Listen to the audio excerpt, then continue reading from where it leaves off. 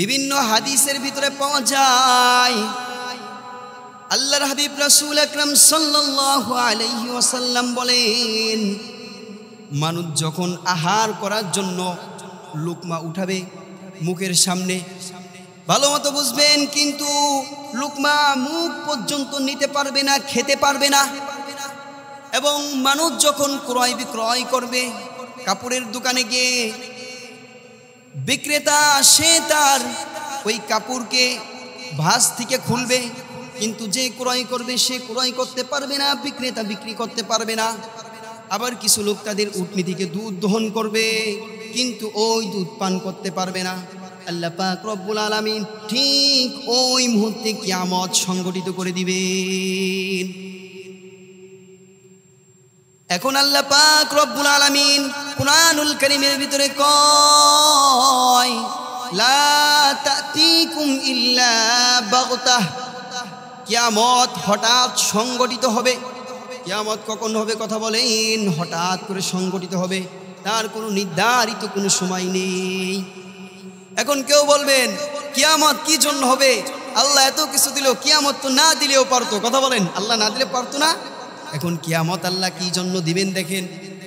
দুনিয়ার ভিতরে যেই সমস্ত ধন সম্পদওয়ালা মানুষেরা আছে, তারা দুনিয়াতে থাকাকালীন সময় যদি একটা মাদ্রাসা নির্মাণ করে, একটা মসজিদ নির্মাণ করে, আরে মাদ্রাসার কিছু তালিবুল ইলমদেরকে টাকা দিয়ে কিছু আসবাবপত্র কিনে দেয়, আরে মসজিদের ইমাম সাহেবকে যদি নিজের টাকা পয়সা দিয়া এরকমভাবে কিছু আসবাবপত্র কিনে দেয়, আমার কিনে দেওয়া লাগবে না ইনশাল্লাহ। তো যাই হোক, বলতেছিলাম এদেরকে যদি কিনে দেয়, আর ওই ধনশীলওয়ালা ব্যক্তি যখন মৃত্যুবরণ করবে, সে মৃত্যুবরণ করার পরে ওই যে কবরের ভিতরে সে থাকবে, আর এই যে তার দিনী প্রতিষ্ঠান করলো, আর যেই মানুষদেরকে তার টাকা দিয়ে সে দামি পোশাক পরিধান করাইলো, আর এই পোশাক পরিধান করিয়া তারা ইলমে দ্বীন হাসিল করলো, সে এই নেকিগুলা কবরের ভিতরে বসে বসে সদকায়ে জারিয়া স্বরূপ পাবে, বলেন না সুবহানাল্লাহ।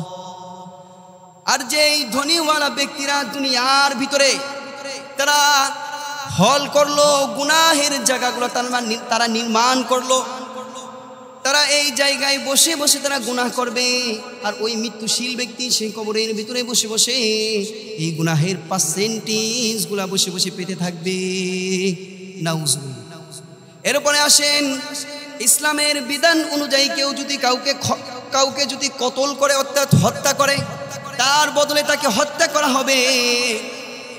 কিন্তু কোনো মানুষ, এমন মানুষ আছে বাংলাদেশের ভিতরে, দোস্ত, যে একজন নয়, দুইজন নয়, 10 জন নয়, 50 জন নয়, 100 জন নয়, হাজার হাজার মানুষকে খুন করেছে।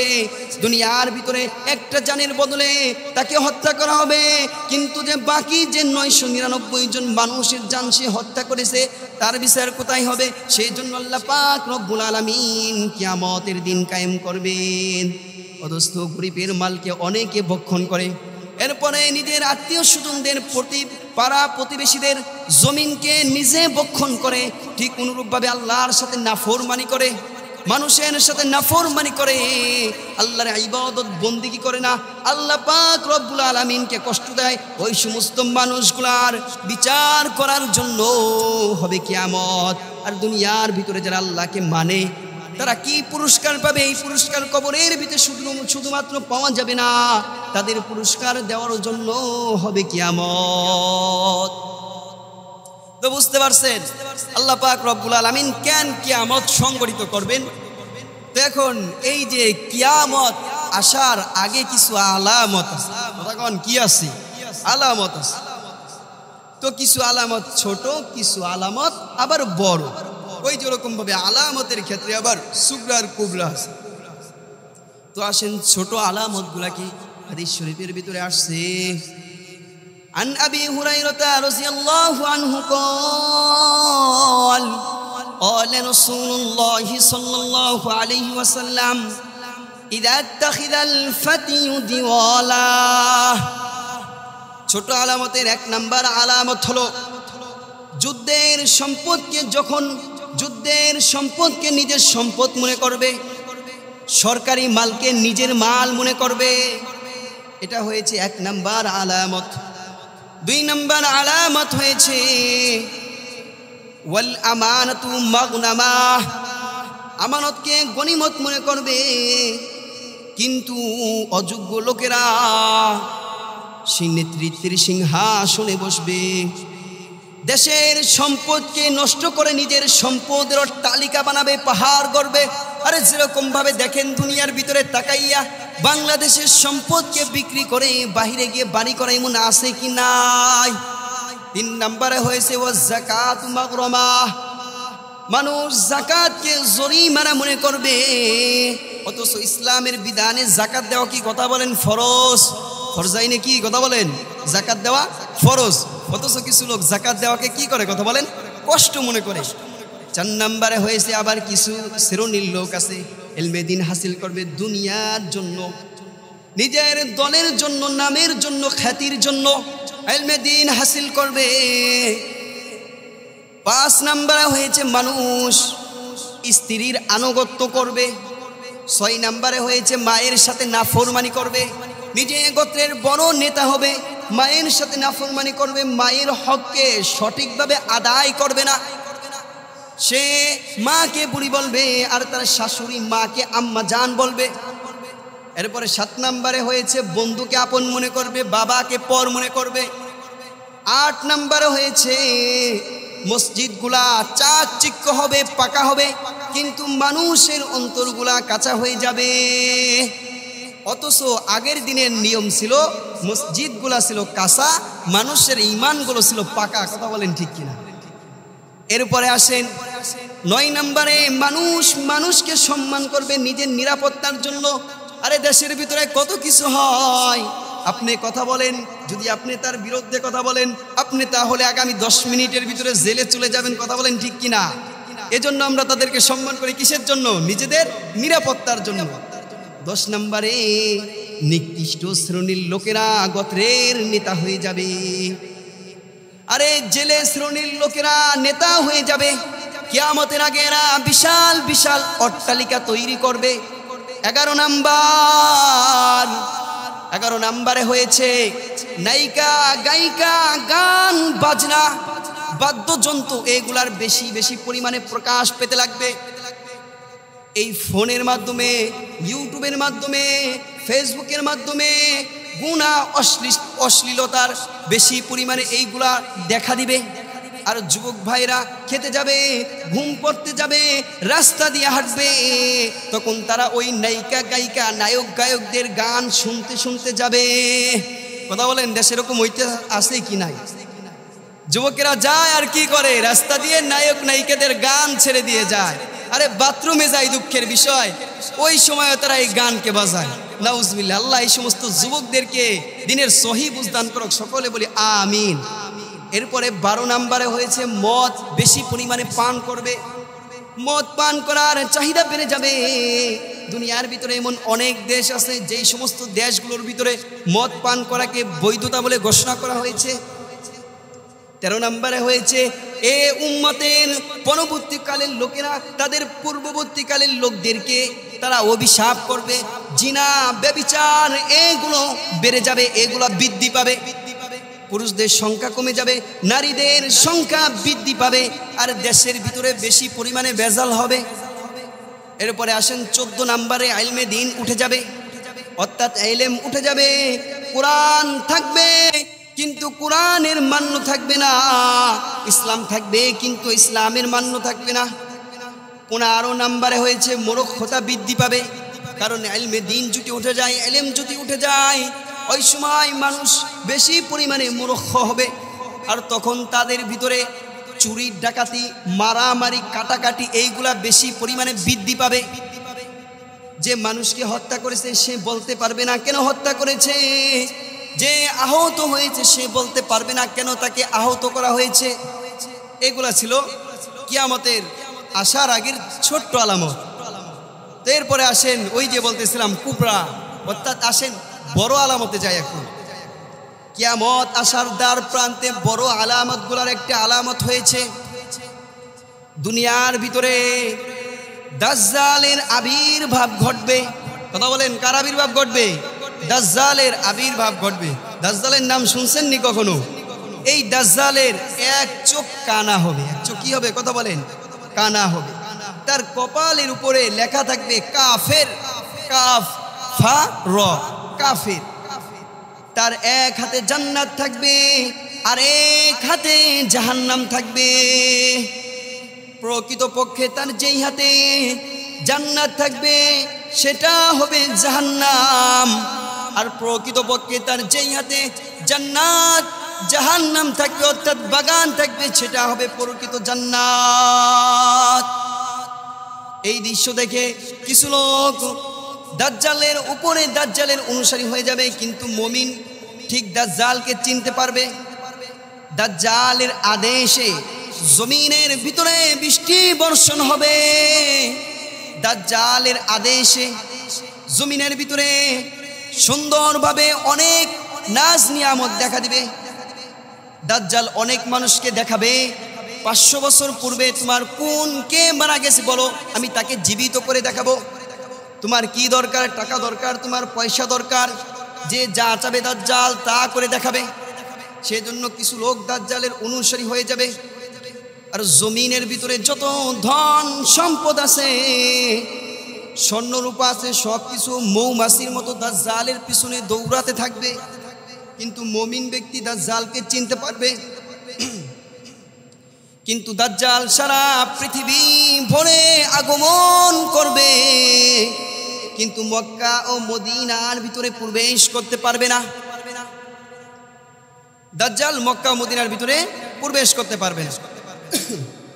এখন দাজ্জালের ফিতনা হয়েছে খুব ভয়াবহ ফিতনা। দাজ্জাল দুনিয়াতে বাতাসের গতির মতো, বাতাসের মতো দ্রুত গতিতে দাজ্জাল চলাফেরা করবে। দাজ্জাল মুমিনদের উপরে অনেক পরিমাণে অত্যাচার করবে। দাজ্জাল মৃত ব্যক্তিকে জীবিত করবে। দাজ্জাল তার হাতের তলোয়ার দ্বারা এক যুবককে 2 টুকরো করে ফেলবে। এরপরে আমরা তাকাইনি, কথা বলেন, আমাদের চোখের দৃষ্টি দূরে যায়নি। যত দূর পর্যন্ত এই চোখের দৃষ্টি যাবে অত দূরে ওই লাশটাকে নিক্ষেপ করে ফেলবে। এরপরে আবার যখন ওই যে দৃষ্টির পরে ওই যুবককে হত্যা করবে, এরপরে আবার ওই যুবককে জীবিত করবে। তখন মুমিন ব্যক্তি এই দৃশ্য দেখে বলবে, আমি বিশ্বাস করি তুমি প্রকৃত দাজ্জাল। তখন ওই যে ওই মানুষকে 2 টুকরা করবে। এরপরে ওই কথার জবাবে মুমিনদেরকে, সকল মানুষদেরকে দাজ্জাল উত্তর দিবে, আমি যদি এই মানুষকে আবার জীবিত করতে পারি তাহলে তোমরা কি মানবে নি আমি তোমাদের খোদা? তখন কিছু মানুষ তাকে মানবে, বলেন না নাউজুবিল্লাহ। দাজ্জালকে মানুষ কি মানবে? খোদা মানবে। তো কিছু লোক দাজ্জালকে খোদা মানবে, কিন্তু প্রকৃত ইমানদার ব্যক্তি, ইমানওয়ালা ব্যক্তি, সে বলবে আমি এখনো বিশ্বাস করি তুমি প্রকৃত ভণ্ড দাজ্জাল। এরপরে দাজ্জাল ইচ্ছা করবে ওই ব্যক্তিকে হত্যা করার জন্য, কতল করার জন্য, কিন্তু সে চেষ্টা করবে কিন্তু পারবে না, কারণ দাজ্জালের ক্ষমতা থাকবে মাত্র একবার। দাজ্জালের হত্যা করার ক্ষমতা কয়বার থাকবে? কথা বলেন, একবার থাকবে। দ্বিতীয়বার সে আর হত্যা করতে পারবে না।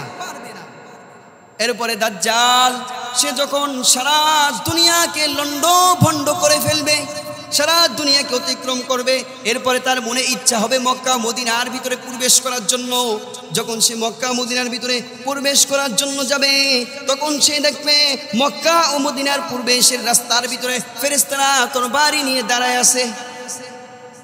তখন মক্কা ও মদিনার ভিতরে ভূমিকম্প হবে, আর ওই মক্কা ও মদিনার ভিতরে যে সকল মুনাফিকরা বসবাস করবে তারা ওই ভূমিকম্পের ভয়ে বের হয়ে দাজ্জালের দলে চলে যাবে। এরপরে দাজ্জাল মক্কা মদিনার ভিতরে প্রবেশ করতে পারবে না, তারা সরাসরি সিরিয়ার দিকে চলে যাবে। তো তারা যখন ওই সিরিয়ার দিকে চলে যাবে, চলে যাওয়ার পরে এবার হযরত ইমাম মাহদী আলাইহিস সালাতু ওয়াস সালামের আবির্ভাব হবে। অর্থাৎ দাজ্জাল যখন সিরিয়াতে আগমন করবেন, আর শাম দেশের 40 জন আবদাল তারা বাইতুল্লাহ শরীফের 7ম তাওয়াফের সময় রুকুনে ইয়ামানির স্থানে ইমাম মাহদী আলাইহিস সালাতু ওয়াস সালামকে চিনতে পারবে, বলেন না সুবহানাল্লাহ। তখন হযরত ইমাম মাহদী আলাইহিস সালাতু ওয়াস সালামের মুরিদের সংখ্যা হবে 313 জন। কথা কোন কয়জন? 313 জন। হযরত ইমাম মাহদী আলাইহিস সালাতু ওয়াস সালামের পিতার নাম হবে আব্দুল্লাহ, মাতার নাম হবে আমিনা। তিনি হযরত মুহাম্মদ রাসূল আকরাম সাল্লাল্লাহু আলাইহি ওয়াসাল্লামের বংশ থেকে আত্মপ্রকাশ করবেন। তখন হযরত ইমাম মাহদী আলাইহিস সালাতু ওয়াস সালাম তিনি তার মুরিদ ও অনুসারীদেরকে নিয়ে দাজ্জালের মোকাবেলা করার জন্য বাইতুল মুকদ্দাসে গিয়ে পৌঁছবেন এবং সেখানে আসরের আজান হবে। যখন ইমাম মাহদী আলাইহিস সালাতু ওয়াস সালাম ওই যে বাইতুল মুকদ্দাসে যখন সে আসরের নামাজের জন্য যখন প্রস্তুতি নেবেন, ঠিক ওই সময় হযরতে ঈসা আলাইহিস সালাতু ওয়াস সালাম তিনি বাইতুল মুকদ্দাসের ছাদের পূর্ব দিকে সাদা গম্বুজের উপরে সাদা মিনারের উপরে দুটি রঙিন চাদর পরিধান করে সেইখানে তিনি অবতরণ করবেন। তখন হযরতে ঈসা আলাইহিস সালাতু ওয়াস সালামের মাথা থেকে পানিগুলো মুক্তার ন্যায় তার চুল থেকে টপকে পড়তে থাকবে। বলেন না সুবহানাল্লাহ। মুফাসসিরিনে কিরাম বলতেছেন আল্লাহ পাক রব্বুল আলামিন যখন নবী ঈসা আলাইহিস সালাতু ওয়াস সালামকে আকাশে উঠিয়ে নেন, অর্থাৎ আসমানে উঠিয়ে নেয়, তখন তিনি গোসল করে আসছিলেন। ঠিক ওই মুহূর্তে আল্লাহ পাক রব্বুল আলামিন নবী ঈসা আলাইহিস সালাতু ওয়াস সালামকে কুদরতিভাবে আসমানে উঠিয়ে নেন। আসমানে নেওয়ার পরে তাকে ফ্রিজ জাতীয় এরকম একটা জায়গার ভিতরে রাখেন যে ওই যে তার মাথার ভিতরে যেই চুলে যেই পানিগুলো ছিল ওই পানিগুলো সেখানে ঝরে পড়ে নাই। তিনি যখন জমিনের ভিতরে দুনিয়ার ভিতরে অবতরণ করবে তখন ওই পানিগুলো মুক্তার ন্যায় ঝরে পড়তে থাকবে। সুবহানাল্লাহ। এরপরে এইদিকে ইমাম মাহদী আলাইহিস সালাতু ওয়াস সালাম আসরের নামাজে দাঁড়ানোর জন্য প্রস্তুতি নেবেন। তখন তিনি খবর পাবেন, পাওয়ার সঙ্গে সঙ্গে তিনি নামাজে না দাঁড়িয়ে বিনয়ের সাথে ঈসা আলাইহিস সালাতু ওয়াস সালামের সাথে সাক্ষাৎ করবেন। এরপরে নবী ঈসা আলাইহিস সালাতু ওয়াস সালামকে তিনি ইমামতি করার জন্য আবেদন করবেন। তখন নবী ঈসা আলাইহিস সালাতু ওয়াস সালাম তিনি বলবেন, আমি এই উম্মতের সম্মানার্থে আমি ইমামতি করব না, আপনাদের ভিতর থেকে কেউ ইমাম হন। তখন ইমাম মাহদী আলাইহিস সালাতু ওয়াস সালাম তিনি ইমাম হয়ে নামাজ আদায় করবেন, অর্থাৎ নামাজ পড়াবেন। এরপরে নামাজের পরে ইমাম মাহদী আলাইহিস সালাতু ওয়াস সালাম তিনি ওই যে দাজ্জালের মোকাবেলা করার জন্য প্রস্তুতি হবেন। ঠিক ওই মুহূর্তে নবী ঈসা আলাইহিস সালাতু ওয়াস সালাম তিনি বলবেন, আমার জন্য ঘোড়া ও বসার ব্যবস্থা করা হোক। আল্লাহ পাক রব্বুল আলামিন নবী ঈসা আলাইহিস সালাতু ওয়াস সালামের নিঃশ্বাসের ভিতরে এমন ক্ষমতা এমন শক্তি দিয়ে দিয়েছেন, কিতাবের ভিতরে আসছে নবী ঈসা আলাইহিস সালাতু ওয়াস সালামের নিঃশ্বাস যত দূর পর্যন্ত যাবে আর ওই দূর পর্যন্ত যাবে এই নিঃশ্বাস যেই কাফেরের যেই মুনাফিকের যেই কাফের শরীরের সাথে লাগবে ওই কাফের সঙ্গে সঙ্গে মৃত্যুবরণ করবে। বলেন না সুবহানাল্লাহ। এই দৃশ্য দেখে দাজ্জাল ভয় পেয়ে যাবে, দাজ্জাল পালানোর জন্য চেষ্টা করবে। অবশেষে ঈসা আলাইহিস সালাতু ওয়াস সালাম তিনি বাইতুল মুকদ্দাসের বাবুল লুত নামক স্থানে দাজ্জালকে হত্যা করবে। দাজ্জালকে যখন হত্যা করে ফেলবে তখন ইহুদিরা পালাতে থাকবে, কিন্তু ইহুদিরা পালানোর কোনো জায়গা খুঁজে পাবে না। দুনিয়ার সকল ইহুদিদেরকে বলতে চাই, এখন তোমাদের ক্ষমতা আছে, বড়াই দেখাও, এখন তোমাদের শক্তি আছে, সামর্থ্য আছে, তোমরা বিশ্বকে চালিয়ে দেখাও। কিন্তু একটা সময় আসবে, স্পষ্টভাবে কান খুলে শুনে রাখো, ওই দিন তোমরা কোনো জায়গায় পালানের কোনো জায়গা পাইবে না, মুসলমানদের থেকে ওই দিন তোমরা কোনো রক্ষা পাবে না। অথচ আজকে দেখেন ইহুদিদের অত্যাচারে শুধুমাত্র ফিলিস্তিন নয়, সারা বিশ্বের মুসলমানরা আজকে অতিষ্ঠ হয়ে গেছে। কথা বলেন ঠিক কিনা? অথচ আজকে ইহুদিরা মনে করতেছে যে ওই বাইতুল মুকদ্দাসে ঈসা আলাইহিস সালাতু ওয়াস সালাম আসবে না, নবী সুলাইমান আলাইহিস সালাতু ওয়াস সালাম আসবে, এরপরে তারা আবার রাজত্ব করবে। কিন্তু মনে রাখেন, আরে সিরা কাতার ভিতরে শুয়া শুয়া কখনো আমাদের গ্রাম্য ভাষায় বলে কখনো সরকার হওয়ার স্বপ্ন দেখা উচিত নয়। কথা বলেন ঠিক কিনা? সরকার হওয়ার জন্য ওরকম যোগ্যতা লাগে। আরে ভাই, সিরা কাতার ভিতরে শুয়া শুয়া কখনো সরকার কিংবা বড় রাজনীতিবিদ হওয়ার চিন্তা করা যায় না। ঠিক অনুরূপভাবে ইহুদিরা পালাতে থাকবে, ইহুদিরা গাছের পিছনে পালাবে, তারা দেওয়ালের পিছনে পালাবে। তখন বলবে, গাছ বলবে, দেওয়াল বলবে, ইয়া মুসলিম হাদা ইয়াহুদিয়ুন খলফি তাআলি ফাকতুল, হে মুসলিম আমার পিছনে একজন ইহুদি দাঁড়িয়ে আছে, এসো তুমি তাকে হত্যা করো। এরপরে ইহুদিদেরকে হত্যা করা হবে ধরে ধরে। আরে ওরা যেরকম ভাবে মুমিনদেরকে বর্তমান জমানার ভিতরে হত্যা করতেছে, ঠিক অনুরূপ ভাবে ওই সময় ইহুদির বাচ্চাগুলোকে ধরে ধরে হত্যা করা হবে। এরপরে দাজ্জাল এবং ইহুদিদের ফিতনা শেষ হয়ে যাবে। দাজ্জালের ফিতনা থেকে মুসলমানরা মুক্তি পাবে, মুসলিমরা বিজয় লাভ করবে। আর ওই যে শুরুতে বলছিলাম, মনে আসেনি, যেহেতু ঈসা আলাইহিস সালাতু ওয়াস সালামের আগে কে আসছে কথা বলেন, ইমাম মাহদি আলাইহিস সালাতু ওয়াস সালাম আসছে। আর তারা উভয় দুনিয়ার ভিতরে 5 থেকে 7 বছর সময় দুইজনে একত্রে থাকবে। এরপরে যখন 40 বছর হবে তখন ইমাম মাহদি আলাইহিস সালাতু ওয়াস সালাম তিনি ইন্তিকাল করবেন, তিনি মৃত্যুবরণ করবেন। আর ওই যে মুসলমানরা বিজয় লাভ করলো দাজ্জাল হত্যার পরে, এটা গেল বড় আলামতের 1 নম্বর আলামত। কিয়ামতের বড় আলামতের কয় নম্বর আলামত কথা বলেন? 1 নম্বর আলামত। কারণ পিছনে কিন্তু ছোট আলামত 15টা বলছি। এরপরে বড় আলামতের 1 নম্বর আলামত শেষ হইল, এখন 2 নম্বর আলামত শুরু হবে। যখন ওই যে দাজ্জালের হত্যা হয়ে যাবে, সারা দুনিয়া ভরে মুসলমানরা বিজয়ের আনন্দে ন্যায় ইনসাফ প্রতিষ্ঠা হবে, ঠিক তখন ইয়াজুজ মাজুজের আবির্ভাব ঘটবে। ইয়াজুজ মাজুজ সম্পর্কে আল্লামা আনোয়ার শাহ কাশ্মীরি রহমতুল্লাহি আলাইহি এর বর্ণনা মতে, তারা রাশিয়ার দাগেস্তান কিংবা ককেশা ওই পর্বতের মাঝ থেকে বাদশাহ জুলকারনাইনের সেই বিশাল প্রাচীনকে ছেদ করে তারা সেখান থেকে বের হয়ে আসবে। কিন্তু এই ইয়াজুজ মাজুজের মোকাবেলা করার মতো দুনিয়ার কোনো মানুষের কোনো শক্তি থাকবে না।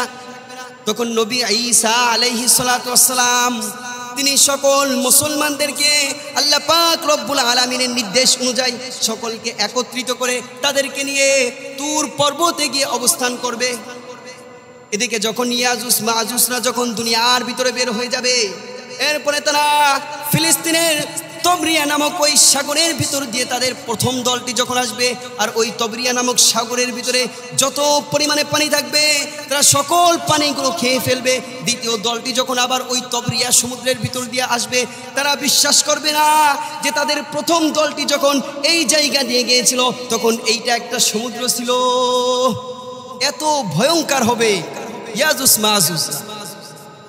এরপরে তারা সারা পৃথিবীকে একেবারে উল্টো পাল্টো করে, অর্থাৎ তারা এই পৃথিবীকে একেবারে খ্যাস্ত করে ফেলবে। যখন ইয়াজুজ মাজুজেরা যখন এই পৃথিবীর অবস্থা একেবারে 12টা বেজিয়ে ছেড়ে দিবে, তখন তারা বাইতুল মুকদ্দাসের কাছে যাবে। জাবালুল খামার নামক স্থানে তারা আরোহণ করে এই বক্তৃতা দিবে যে আমরা দুনিয়ার সকল মানুষদেরকে, দুনিয়ার সকল অধিবাসীদেরকে আমরা হত্যা করেছি। এবার আমরা আসমানের যে সমস্ত অধিবাসীরা আছে, আমরা ওই সমস্ত অধিবাসীদেরকে এখন আমরা হত্যা করব। বলেন না নাউজুবিল্লাহ। ক্ষমতা থাকলে যাওয়াই, দেশের ভিতরে দেখতেছেন না, ক্ষমতা থাকলে যা হয়। এখন তারা বলবে আমরা আসমানের অধিবাসী যারা আছে এদেরকে আমরা হত্যা করব। এই কথা বলার সঙ্গে সঙ্গে তারা আকাশের দিকে তারা তীর নিক্ষেপ করে দিবে, কিন্তু আল্লাহ পাক রব্বুল আলামিনের আদেশ অনুযায়ী ওই তীর আবার জমিনের ভিতরে ফিরে আসবে।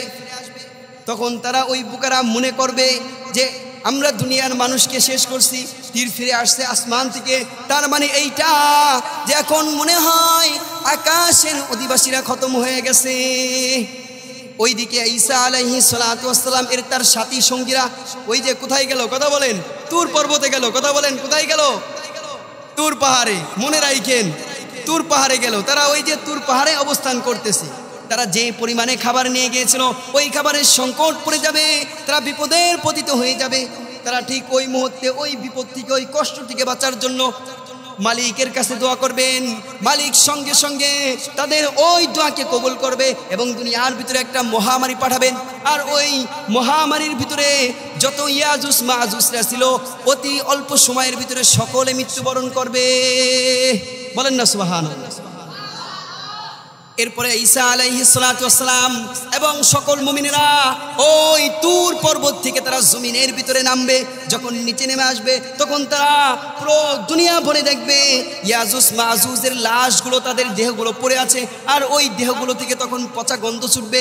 এখন এই নবী ঈসা আলাইহিস সালাতু ওয়াস সালাম তিনি আবারও নতুন করে বিপদের সম্মুখীন হলো। সেজন্য তিনি আবারও মালিকের কাছে দোয়া করবেন, আল্লাহ আপনি আমাদেরকে এই বিপদ থেকে হেফাজত করুন। তখন আল্লাহ পাক রব্বুল আলামিন আসমান থেকে বিরাট আকারের এক ঝাঁক পাখি পাঠিয়ে দিবেন, বলেন না সুবহানাল্লাহ।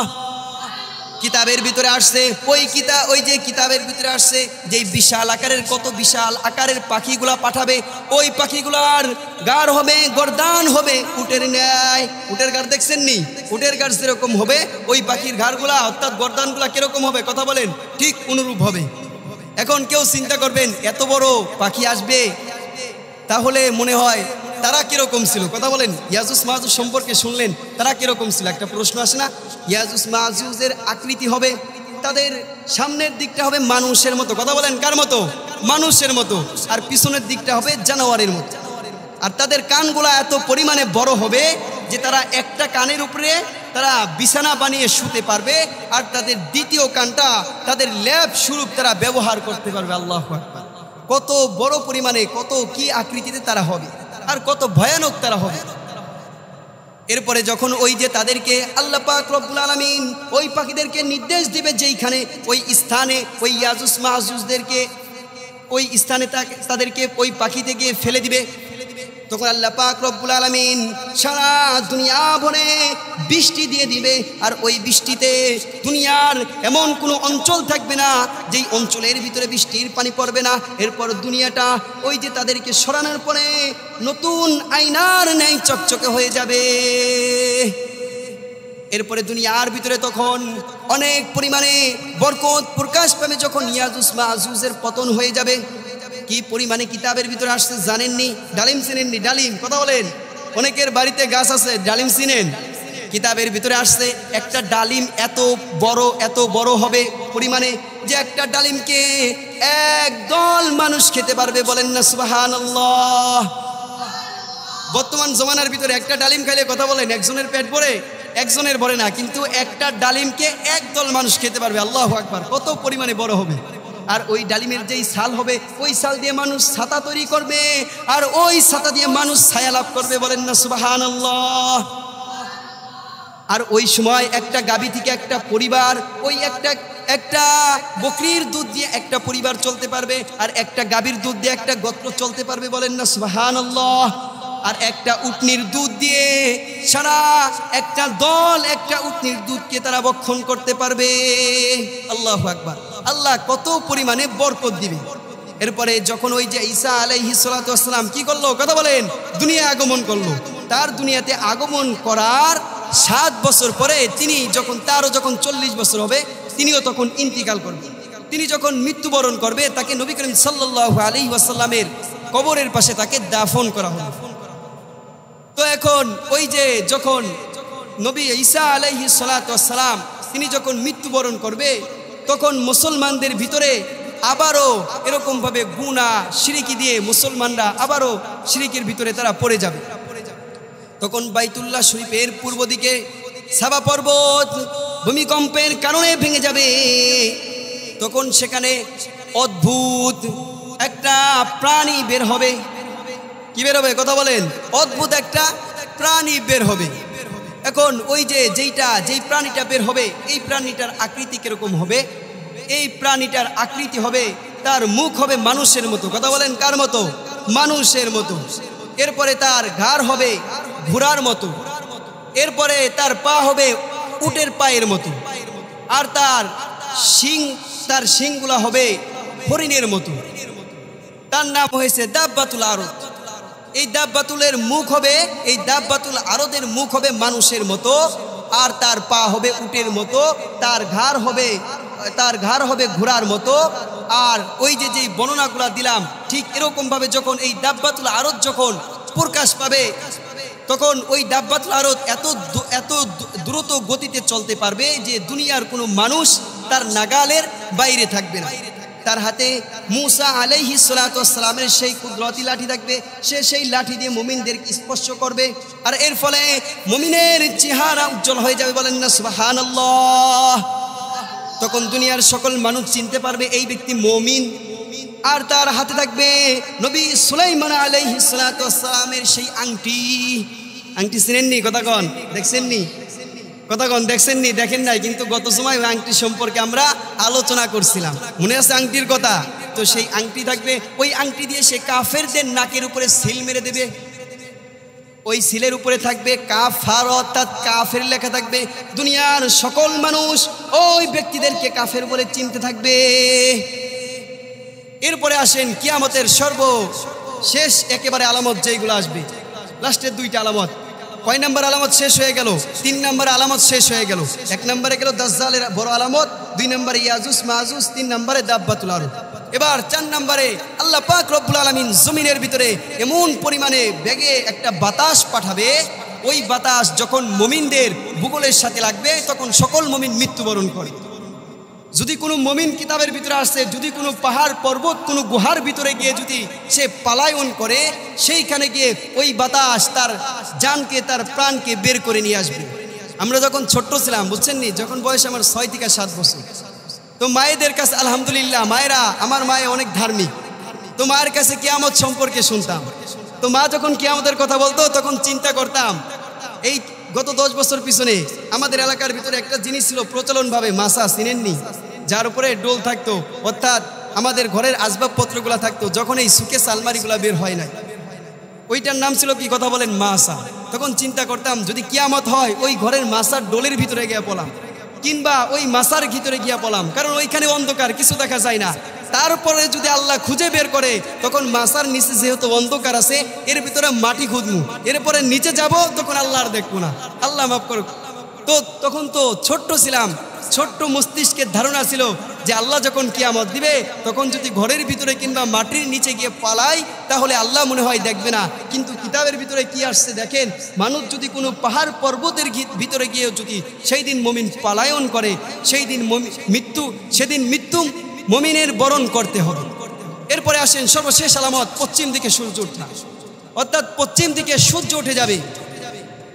তো পশ্চিম দিকে সূর্য ওঠার আগে আল্লাহ পাক রব্বুল আলামিন পশ্চিম আকাশের ভিতরে একটা দরজা খুলে রাখবে। সেই দরজার নাম হয়েছে তাওবার দরজা। সেই দরজা এত পরিমাণে পাশ, ওই দরজার এক দিক থেকে আরেক দিক যেতে 70 বছর লাগে। বলেন না সুবহানাল্লাহ।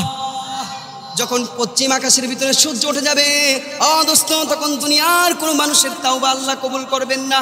কিয়ামতের আগে একটা রাত এত বড় হবে, মানুষগুলো ভয়ে চিৎকার করে মসজিদের ভিতরে যাবে, মসজিদের ভিতরে গিয়ে তারা আল্লাহর ইবাদত বন্দেগী করবে। ঠিক ওই মুহূর্তে পশ্চিম আকাশে সূর্য উঠবে, এরপরে মানুষগুলা তাওবা করবে, সকল মানুষ দুনিয়ার মুমিন হয়ে যাবে। কিন্তু আল্লাহ পাক রব্বুল আলামিন ওই তাওবার দরজাকে, ওই যে বললাম সূর্য ওঠার পর বন্ধ করে দিবে, তাওবার দরজা বন্ধ হয়ে যাবে, তারা প্রকৃতপক্ষে মুমিন হতে পারবে না।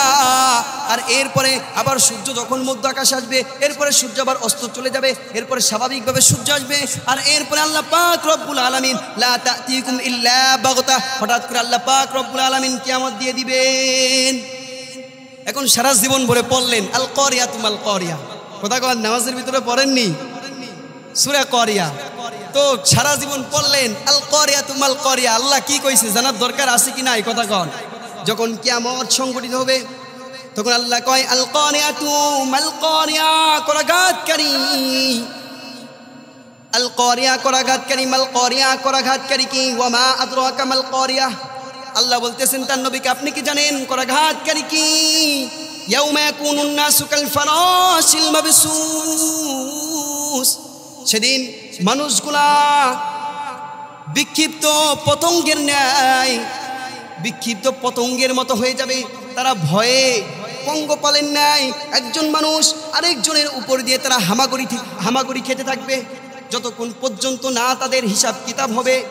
ওয়াতাকুনুল জিবালু কাল ইহনিল মানফুস, এবং দুনিয়ার ভিতরে যেই পর্বত রাজিগুলো আছে, যেই পাহাড়গুলো আছে, এই পাহাড়গুলা পশমের ন্যায় হয়ে যাবে, অর্থাৎ তুলার ন্যায়।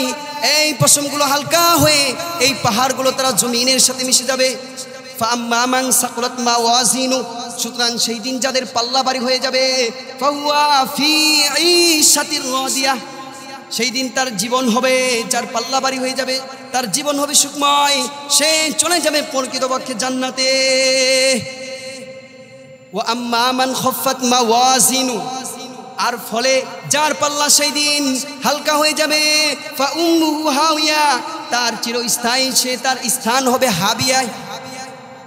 ওয়া মা আদরাকা মা হিয়া, আল্লাহ বলতেছেন হাবিয়া কি আপনি কি জানেননি? আপনি কি জানেন হাবিয়া কি? জালালাইন শরীফের ভিতরে পরে একটু শব্দ আসছে আইমা হাওয়া, অর্থাৎ হাবিয়া কি? নারুন হামিয়া, উত্তপ্ত জ্বলন্ত আগুন। এরপরে আল্লাহ পাক রব্বুল আলামিন আবার তার কালামের ভিতরে কয় সূরা হজের ভিতরে ইয়া আইয়ুহান নাস, হে মুমিনগণেরা, ইত্তাকু রাব্বাকুম, তোমরা তোমাদের পালনকর্তাকে ভয় করো।